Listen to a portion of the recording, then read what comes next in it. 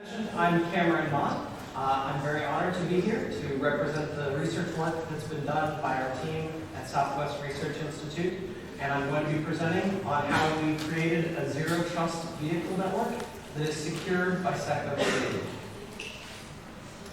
So first off, I'm going to go through our background and make sure that I'm showing you the efforts that we put into making our vehicle network, and I'll provide you with our technical approach so that you get a bit more detail with regards to what we offer. In addition, I'll be providing you with some of our results regarding the work that we've done and how we expect to move forward into the future with regards to next expectations and some future research work. If I'm very lucky, I will have time at the end for questions. I don't promise anything. I know I'm under a little bit of a time constraint. So first off, we know that vehicle network vulnerabilities have been a concern. For many years, there's been known cyber attacks that have ended up resulting in the loss of control of a vehicle or potentially theft. We at Southwest Research Institute, we've demonstrated attacks against sensors that would take an automated vehicle off course or potentially inject messages into the CAN bus that would mean that the vehicle responds in a way that's not expected. We've also tested automotive Ethernet and sensors in ways that would show that adversarial attacks could be detrimental to the safety or security of these ECUs. So we recognize that safety and security has some regulations that are in place. This is a major area for establishing future efforts for security. There are both functional requirements as well as safety requirements and cybersecurity efforts. These are just a few of them. I'm sure that the folks here are very familiar with all of the different regulations that you have to follow in order to properly release a vehicle. In addition, we have a variety of different requirements. Some of the other speakers have spoken about some of these scenarios. We recognize costs and the complexity for development. It's incredible to hear about how some of the development has occurred from some of the other speakers, and it's incredible to see that it results in these complex vehicles actually performing what's expected. We're also, as was mentioned in the keynote from day one, we're under the difficulty of having processing power as our limitation. There is inevitably some hardware limitation that means that some things just can't necessarily be performed because it's operating on embedded processors, typically. I really personally don't see that we're going to have very high-powered computers in our vehicles tomorrow. I do see that that's the direction that things are moving, but it's going to take some time for the community to catch up. So, enter zero trust. And my expectation here is that in other industries, zero trust has managed to provide both security and functional demands while meeting regulations and complex scenarios of executing on embedded processors. But we needed to explore whether we could apply zero trust to a vehicle network. And we've done an extensive background research into what is involved in zero trust, how it's been used in the information technology industry, how it might be applicable to the automotive industry, and we needed to understand if that was actually a viable option for us moving forward. So we did this with an expectation that we would need to meet certain requirements and certain capabilities with regards to message communication latency and the like. So I'm sure that this is maybe unfamiliar to some of those of you in the room. What is zero trust? Well, first off, it's a methodology, a principle, if you will, a way of thinking that says never trust and always verify. If you approach your development with that methodology, you end up creating a more secured system because you're assuming that there is no implicit trust granted to users or granted to data based on where in the system the messages are coming from or what ECU is sending. This is also a very recent approach. It has only recently taken off, say, post-2020, and it's guided by a number of best practice recommendations. Some of those listed here, you're welcome to go read, maybe leave yourself a long period of time. For some of these, they are extensive in nature, and yet they need to capture something that is fairly straightforward in terms of the effort to implement it. In our case, we recognized that the CISA ZT maturity model was the best representation for what it might look like to provide zero trust on a vehicle network. In this case, they offer 5 pillars, and they break down the communication and the various security mechanisms into these 5 pillars. They also recognize that the effort to get to zero trust is more of a journey than it is an exact destination or a particular effort involved in it. So with that in mind, we decided we'd take that journey ourselves and determine, can we create a zero trust automotive network? To begin with, we created a simulated vehicle. We ended up utilizing some basic automotive network CAN cards and connections, and we utilized 5 ECUs to simulate what it would look like for a vehicle. We started with this network, and we said to ourselves, all right, what kinds of attacks might be involved in an unsecured CAN bus that we could show would need to be protected for potential intrusions? We ended up executing packet fuzzing, replay attacks, identity spoofing, and bus flooding, as well as firmware tampering. And all of these attacks on an unsecured CAN bus were successful from a remote standpoint. As long as we had access on the bus, we had access to be able to make these attacks possible. And that was for specifically the baseline vehicle. We then went through the process of actually creating the 5 pillars of zero trust principles in order to make a secure zero trust architecture on top of this CAN bus. And we tested our solution to learn whether or not it would meet realistic requirements and protect against these cyber attacks. In this effort, we implemented both Raspberry Pis as well as on automotive ECUs. I'll be focusing on the efforts for the automotive ECUs because it's most representative of the embedded ECUs for vehicles. We then packaged it up into this beautifully displayed presentation here that we made sure was capable of being portable and representative of what it would look like for a simulated vehicle executing a zero trust implementation. So what did it take to get there? Well, first off, in order to create a zero trust vehicle, we have to start with the essential foundations. This is secure boot. If you can't be sure that your system is operating exactly what it's supposed to be operating, you can't be properly secure. After secure boot, then dynamic key distribution provides the identity of all ECUs and establishes secure communication. Following that is SecOC.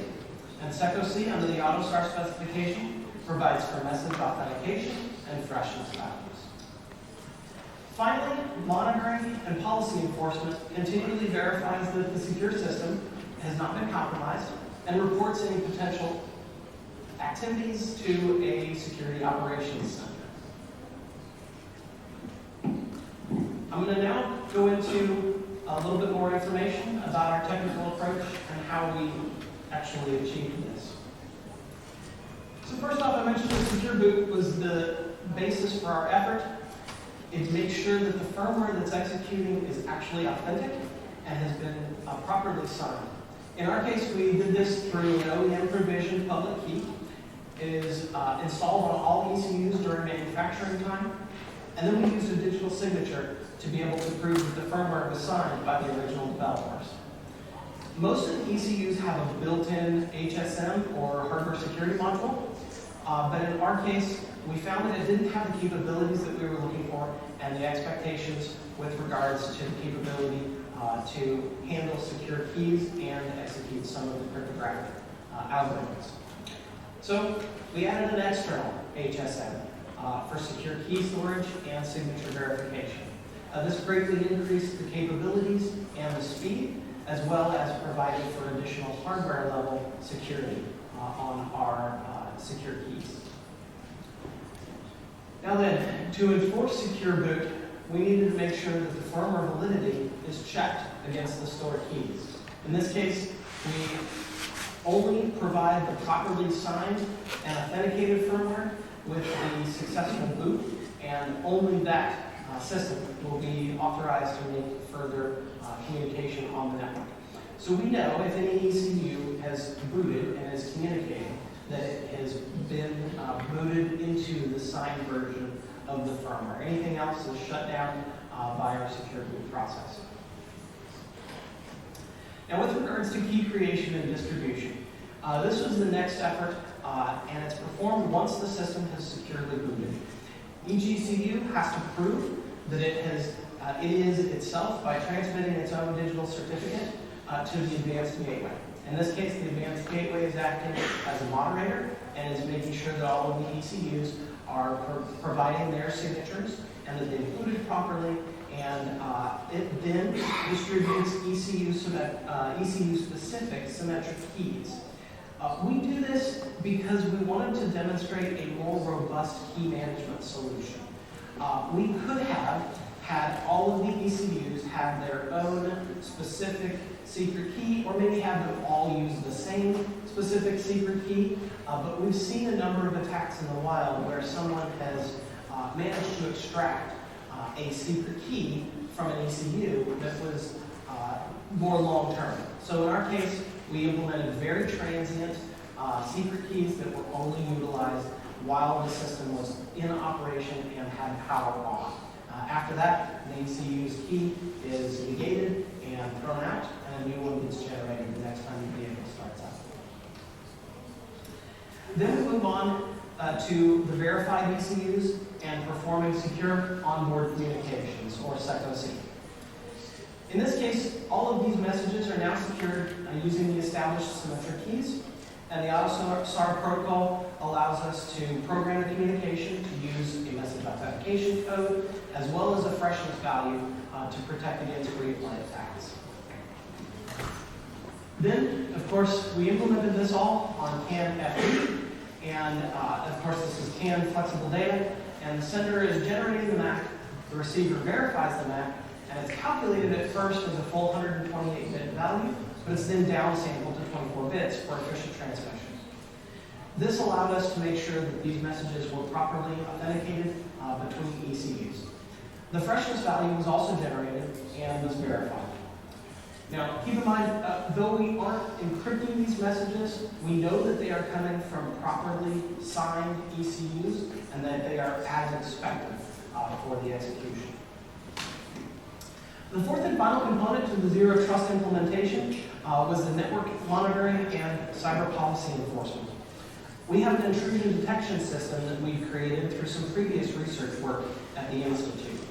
It detects and logs errors that could be used by a vehicle security operations center to help make sure that information about the vehicle is being transmitted properly. And now we're going to discuss our results from our experimentations. First off, we created a vehicle network with embedded ECUs, starting with Raspberry Pis and then moving to microchip ECUs, and it was performing actual communication. This allows us to produce further research results and potentially do development of cybersecurity solutions that we believe are going to be viable to protect future vehicles. We needed to test specific performance. We knew that startup performance latency was going to be a major issue. This is a scenario that we know is being faced in the industry right now. We expected that we would need to be under 2 seconds.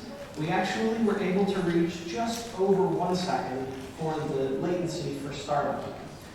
This is a very important factor, especially when vehicles are being turned on and the driver expects to be able to see information from their backup cameras before they move backwards. So a longer delay ends up with a potential safety concern. Additionally, during operation, we needed to verify that the latency that was added by doing SecOC was not going to be substantial enough to cause delays on the bus, and that we still had real-time communication. In this case, we were able to do the generation of a MAC and verification of the MAC both fast enough to introduce very minimal latency.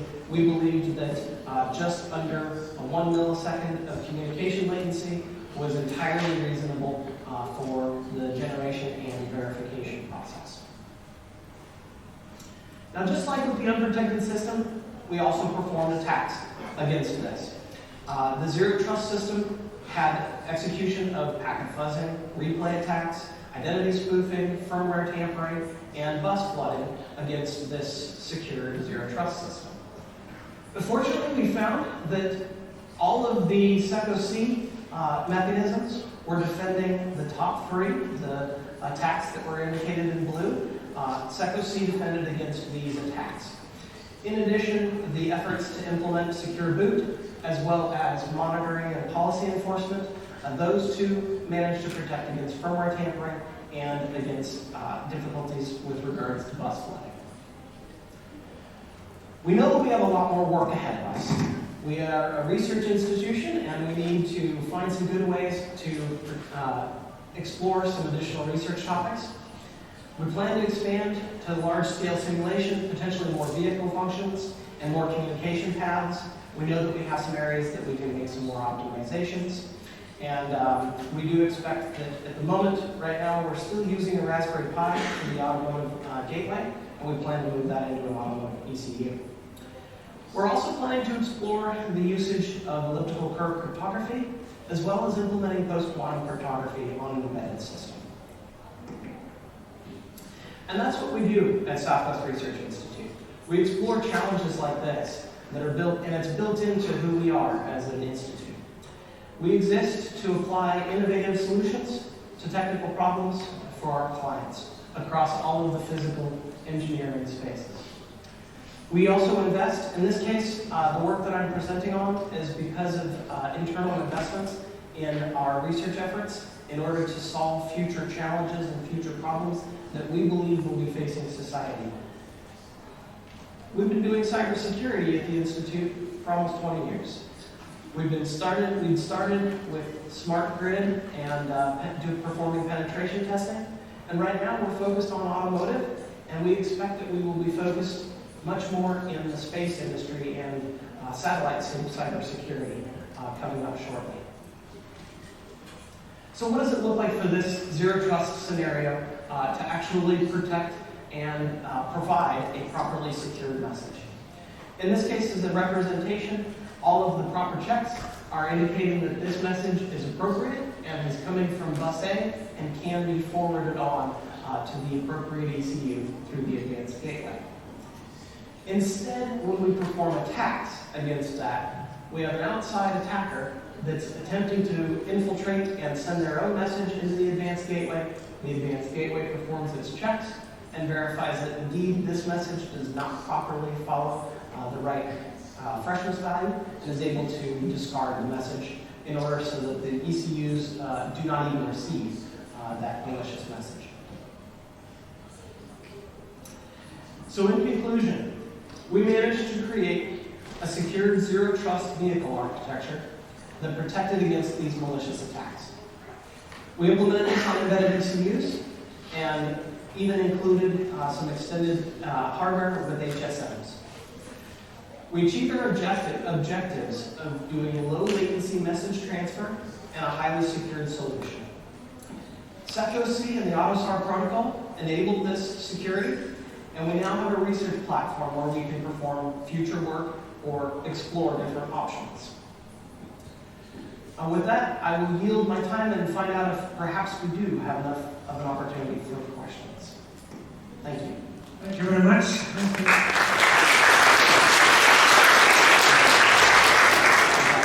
We'll allow for one or two questions. Is there any question?